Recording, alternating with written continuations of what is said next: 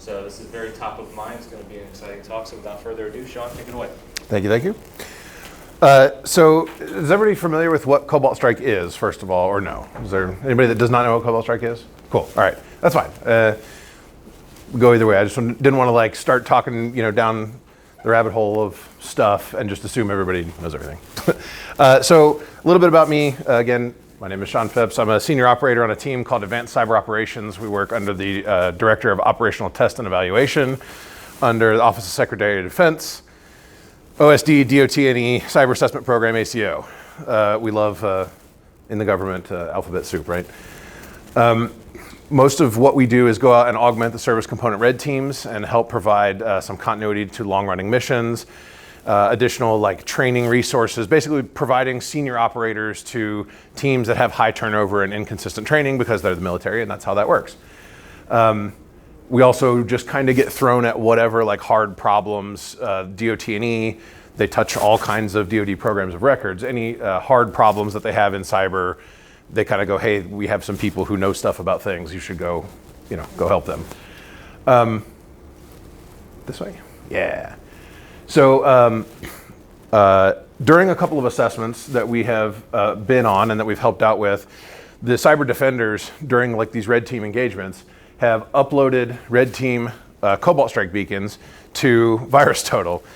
Cobalt Strike, again, if you're not familiar, is a command and control post-exploitation framework that most of the red teams use. So you exploit a machine, you get on it, it's a beacon that lives up there that runs on the system, and then it calls back to your infrastructure, and then that gives you positive command and control of that system.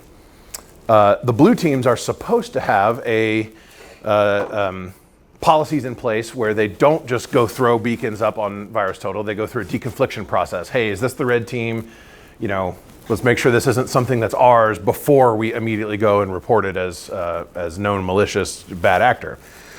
The problem is we send a lot of our defenders to commercial training like Mandiant and SANS, and not to dog on any of those training programs, but one of the very first things that they teach you is, hey, let's put this out to the community, put it up in VirusTotal. And so then they come back to government systems where they're supposed to have all these other policies in place, one of which is don't put this up on VirusTotal, but that's how they've been trained, and yeah.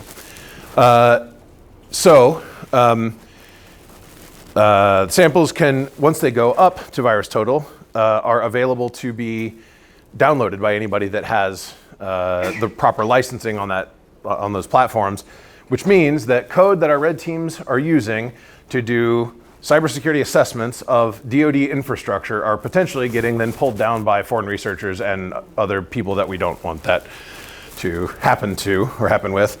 And so there's potentially some sensitive stuff that gets exposed there. And again, please don't upload our implant to VirusTotal. Already did. So after that happened a couple of times, the ACO team got tasked with evaluating Cobalt Strike for operational security concerns. Specifically, we focused on version 4.8 and newer. 4.8 came out in February of 2023. They changed around a bunch of the ways that the beacon, the code that actually runs on the target, does protections from endpoint detection and tries to do different evasion techniques and stuff. So it when those changes happened, it prompted some questions about how much testing and how much like OPSEC awareness do teams have about the tools that they're using. So again, you have teams that are going out and doing adversary emulation, penetration testing, red teaming on DoD networks using commercially available tools, but how much OPSEC awareness do they have about what the tools are actually doing? In one of those events that happened that I mentioned previously where code did get uploaded to VirusTotal, one specific one, a foreign security researcher went up, downloaded the beacon, and then posted in VirusTotal, like in the comments section, this is a DoD red team targeting Navy infrastructure. Yeah. And that's like, a huge pucker moment of like, we don't want to tip our hands to all kinds of things that we'll talk about in a little bit. So specifically we focused on versions 4.8 and 4.9, which 4.9 is the most 4.9.1 is the most recent. And specifically we did that because there are already, Yeah, there are already a bunch of open source tools out there that that will pull out the beacon configuration, which is all the stuff that you might want to know, the infrastructure that the beacon's calling back to, the processes that the beacon is going to spawn as, like all of the things that you want to configure about your post-exploitation framework. There are open source tools that can pull from 4.7 and earlier.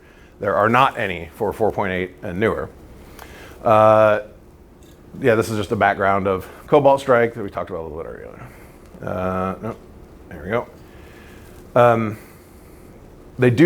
The Cobalt Strike license does include some protections for OPSEC. They're kind of limited. Of course, they want you to pay for other ones, right? And then there's some open source ones out there as well. The I guess downside of that is one, they take time to do. Every team does it a little bit differently, which is good for OPSEC, maybe, but also not great because some teams do it really well and some teams don't do it very well at all. And then if your beacon gets caught and gets uploaded to something like VirusTotal, we had an instance where one got uploaded on a Friday, and by Monday morning, all of our comms were lost, and we had to completely reconfigure how we were building beacons because it got pushed, it got signatured, boom, immediately, more or less. Also, the protections that are out there can be really cumbersome to configure, and so you might think that you're doing a good thing and like making your beacon nice and secure, but you may not be. As I mentioned, there's some open source tools. There's some commercial tools that are available. All right, this is getting ahead of myself in the slides. I'm having catastrophic success. Right? Come on. Maybe? There we go. Okay, so in version 4.8 and newer, they introduced this concept called guardrails. Guardrails give you the ability to say, hey, I only want you to run if the domain is this domain, or if the user context that you land on is this user. There's a handful of them. The idea being, right, that it gives you protection, so it's not just like somebody steals your beacon and then goes and runs it and it calls back to your infrastructure, or you accidentally deploy on like a Windows update service or something and it gets pushed out, or you get put it into an image and it gets pushed out to a bunch of different things. So they put guardrails in place to control where your beacons will run. They also changed the standard type of obfuscation that it was doing to avoid EDRs. In 4.7 and earlier, it used a single fixed byte key, 1 byte key. In the newer versions, it uses a 4-byte XOR key that is randomized. And then in 4.9, they added some other customizations. As part of the research that we did, which I think is maybe the next slide. Yeah. We were able to figure out how to determine that random 4-byte key and then XOR to get the beacon configuration. We also were able to figure out how to get the guardrail configuration extracted out of there. As of this month, May 2024, we don't know of any other open source tools that are out there doing that. This tool that we developed specifically for this is not open source, but it is available to basically anyone with like a .gov.mil email address. So kind of limdis, but sorry, we developed a script, a Python script that will extract the configuration out of Cobalt Strike 4.8 and newer. There is a bunch of information that's available in there in the beacon configurations. Again, stuff like your command and control address, the processes that you're spawning as, other like target specific information that you may not want to tip your hand that you're targeting. There's also stuff like if you're doing adversary emulation of a specific adversary for testing some particular system, that beacon configuration information getting out there can like essentially give somebody an idea of, hey, these are the types of systems that these teams are targeting. So, hey, we see a big campaign of targeting, this one system. I, as the adversary, should go look at that one system.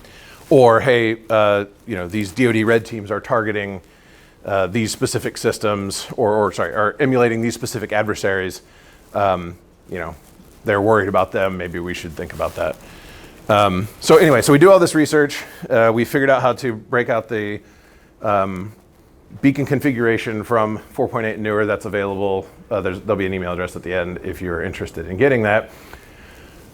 The biggest concern about all that, again, is like what information are you putting out there on the internet or on these networks when you're using Cobalt Strike or other tools, right? It prompted this bigger question about how much do we know about the tools that we're actually doing. So again, Cobalt Strike, that we're actually using. Cobalt Strike specifically, there's potential issues of tipping to what kind of targets we're interested in, what kind of adversaries we're emulating, what kind of TTPs we're using.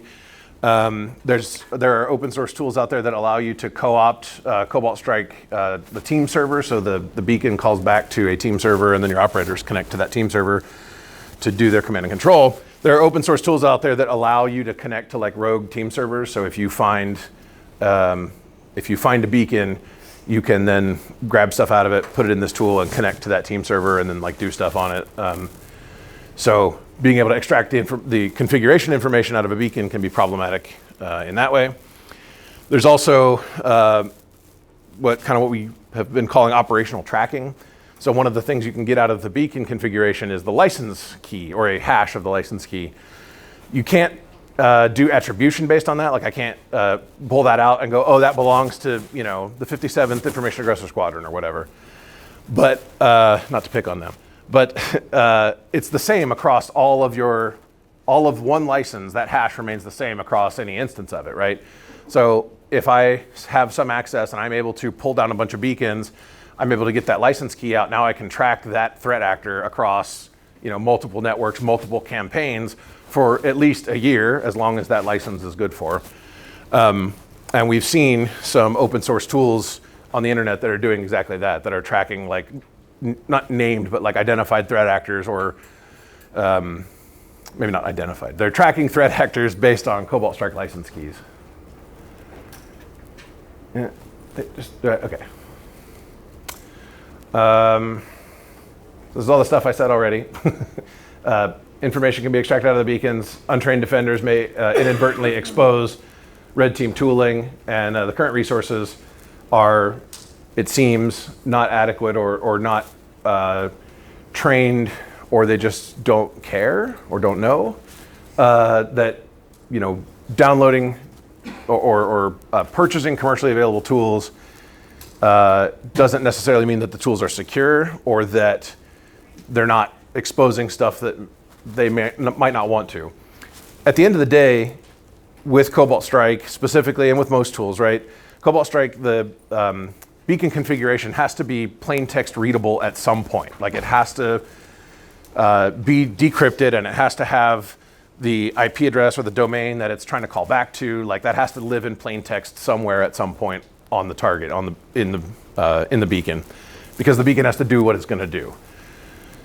So all this research and all the like, hey, look at all these things you can pull out of here isn't necessarily about not doing that, because then you can't do your job as a red teamer. But it's about making an informed OPSEC decision, and that's kind of the overall theme. Is like, hey, we need to understand what the tools that we're using are doing, how they're doing those things, and then what the risk or threat level is, so that leadership can make informed decisions about using tools and how they're configured. So this is, I mentioned being able to track threat actors by their Cobalt Strike license key. This is an example of an open source tool where, these are IP addresses that we blocked out for hopefully obvious reasons, but are like team servers that are being called back to and that are being tracked. One of the other things that we discovered through this research that I thought was kind of fun is if you use SSH or an SSH like beacon type in Cobalt Strike, which is less common, but like if you're jumping from Windows to Linux hosts, it's a thing you might do. If you don't go in and do manual reconfiguration of the beacon, inside of the beacon payload is this fun little Easter egg that says that the SSH banner by default says SSH 2.0 Cobalt Strike, whatever version. I paid for threat intel, and all I got was this default IOC. So if you don't, this is just like an example to highlight. Like if you just use the tools without doing any customization, without like actually understanding what's inside there, this is the kind of stuff that you're putting out on the wire, right? The other fun thing, oh, wrong way. Go back. Yeah. The other fun thing is in the beacon configuration. So this is that same SSH beacon, or a similar SSH beacon, where we changed the SSH banner. So here the SSH banner says, Debian, Ubuntu, whatever. So this is a manual change. This is also a screenshot of the output of the Python script that we wrote that actually extracts the beacon configuration in 4.8 and newer. The couple of key takeaways are highlighted in green, right? The SSH banner we changed. Here's the license key watermark. So this remains the same for every instance of a payload built with this license of Cobalt Strike, this licensed version of Cobalt Strike. However, also, even if you change the SSH banner, the SSH username and password are listed in plain text in that configuration. The so what about this is if you're doing an assessment of a DoD network and you're using SSH for whatever reason, and somebody grabs this beacon and throws it up to VirusTotal, and now you've put SSH credentials for a DoD system on the internet. Not great. And also, targets, like the SSH host, right? So now, obviously, an internal IP address may be less of a concern, but you have the license key that if you're able to capture multiple beacons in this network and start tracking them throughout, a network that you maybe have already compromised and you're trying to get deeper into, you start putting this together, it's not the one you want. So we've presented this talk a couple times. Usually there's two of us. The other guy is a doctor, and his job is to really go deep in the weeds on all the technical stuff, and then my job is to talk really fast and keep the thing moving because he doesn't. He had the opportunity to go TDY to Morocco this week, so I don't blame him at all for not being here. But so we've presented this a couple of times already. Once at the DoD certified Red Team Huddle, DCRT Huddle, back in December. We've also presented it at the Institute for Defense Analyses down in Alexandria, their DataWorks conference, I guess. And then they do a cyber developmental testing cross-service working group that we went and presented it to. So our goal has been to engage with not only the Red Team community, but also defenders and anybody across the DoD, across the USG, to give as much awareness, I guess, about, hey, be thinking about where your tools are coming from, be making informed OPSEC decisions, stuff like the SSH banner. Again, that's hey, we got Cobalt Strike, and surely they're doing good testing on Cobalt Strike to make sure it's secure, but that's, obviously they're not. That's a decision, not that they're not testing it. That's a decision that they make to, force you to do your own customizations and your own reconfiguration for your own OPSEC. Since we've started doing these, presenting this information and talking about this, we've continued to engage with the Red Team community. We worked with one of, NAVC Red Team to have them send us some of the beacons that they're building to, and the way that they're configuring them to try to, obfuscate them and hide them, and had some good back and forth with them on how to best protect their beacons and make it more work than it's worth to get that information out of the beacon. And so then as part of that, through DOT&E, we're working on building out some recommendations and best practices, not necessarily saying, hey, you should use this vendor, but hey, these are the technical controls or the technical changes that you can make to your beacon that will make it a lot harder for somebody to just go rip all that information out of. Again, big foot stomp, bold note at the bottom. At least with Cobalt Strike, right? Other tools might work differently, but at least with Cobalt Strike, the beacon at some point will always be attainable.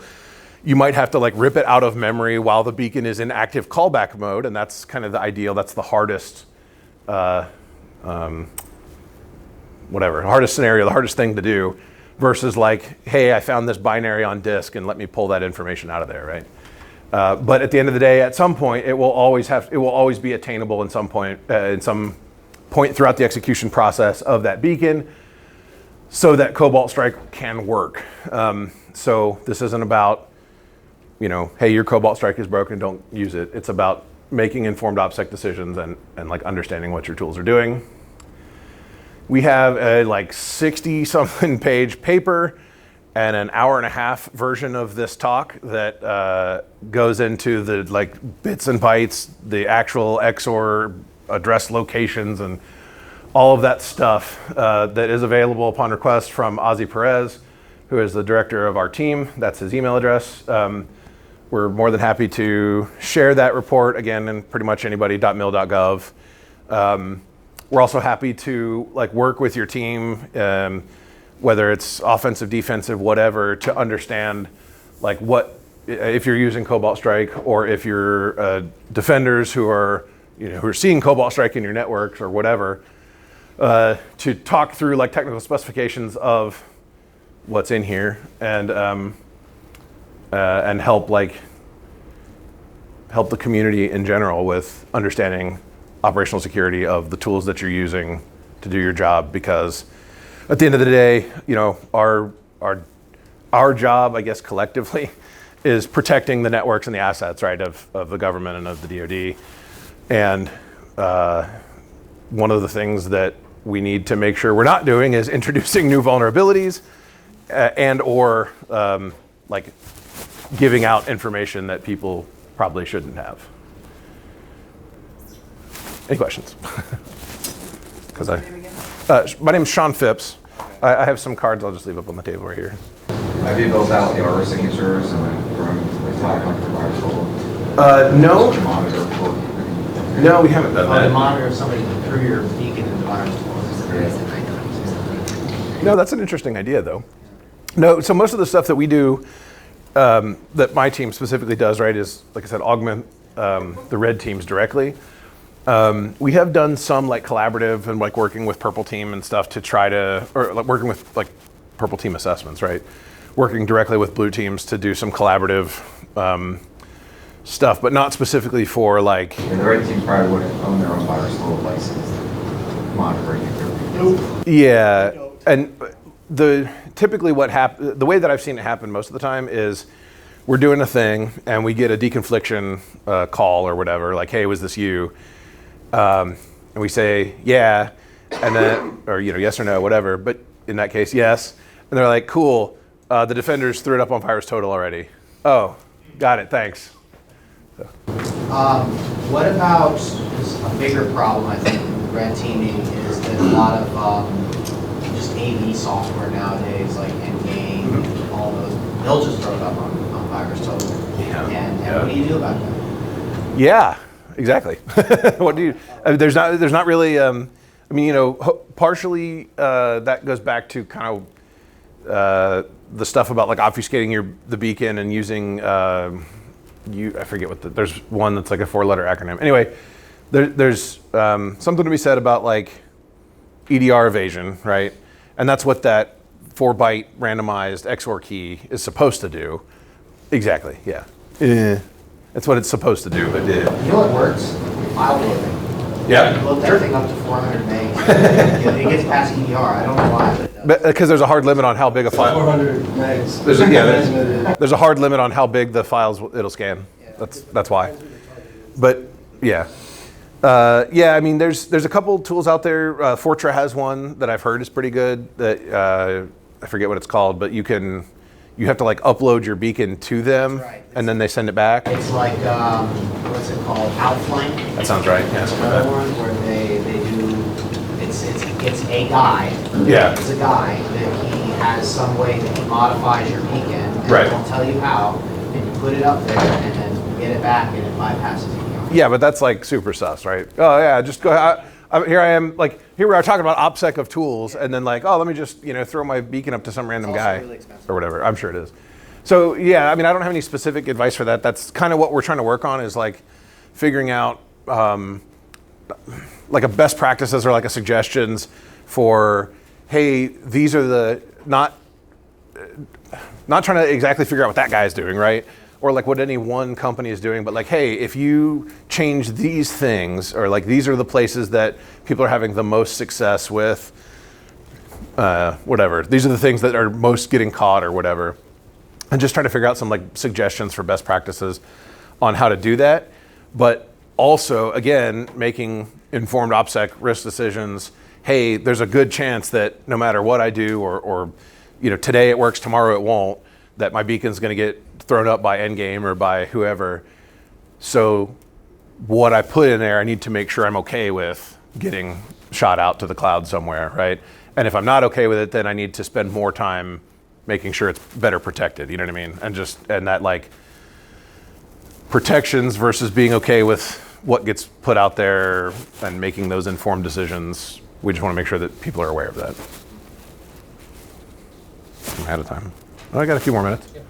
Any more questions? We got time for another question. Yeah. What do you do for like the software? I'm on First IO. Okay. And like software vetting is always our problem. What do you guys do? So our team is not a certified accredited red team. So that is not a thing that we have to worry about. We are mostly augmentees to the other teams. So we go out and like we work with the 57th and with TSMO, with the 177th. There's one more. Oh, NAVC, and what's that? Yeah, yep. Saturn, those guys. Yep. Yeah. So we go out and we are like we go through their certification process as individuals, and then we are certified operators on all those teams, and we go out and we help. Like most of us come from, come from the agency and come from that world, and then so we've all been doing it for a long time, and then again, military units, high turnover, inconsistent training, whatever, and so we just go out and help like plus up those teams on those assessments of like weapon systems and vehicles and stuff that happen over years, right? And like some of the exercises that are the same year after year, there's some continuity and some whatever through there. That's one of the primary things we do. But yeah, so tool vetting and like tool testing and stuff, each team has their own like thing to meet their specific certification requirements. And then also their own like, command OPSEC appetite, I guess. That is a thing that I think, I was at the DCRT huddle in Charleston a couple weeks ago. And one of the things that I heard there was that they're working on trying to standardize some of that stuff. Yeah, 'cause it's like all random. Yeah. Like somebody's like, well, I'm willing to accept this much risk. Right. And other people are like, well, why don't we just let the red teamers run whatever they want? Right. Okay. And then you have other teams that are like, no, there's a hard line. You can only run these commands, and no matter what, you have to get approval to run anything else. Yeah. And there's this list of commands that you can sudo, and you can't sudo anything else. So it's very much like, yeah, it's very different. And I think that trying to standardize it is going to be challenging because of that. But something that like, I'm going to pick on NAVC again. Something that NAVC burns for whatever reason, like might burn you guys, right? Because potentially. And not necessarily, but like I feel like there should still be some like standard of risk acceptance, but also standardizing like TTPs or standardizing protection mechanisms or whatever isn't maybe the right idea either because of that, right? Because if everybody's like packing their beacons the same way and this team burns it, then you guys are hosed too, right? Right, exactly. Yeah, so trying to find the balance between diversification and standardization is a big challenge that all the DCRT like commanders are battling with right now. So with that, what I will say is with great power comes great responsibility, right? So that was awesome. Give Sean a round of applause. Really awesome.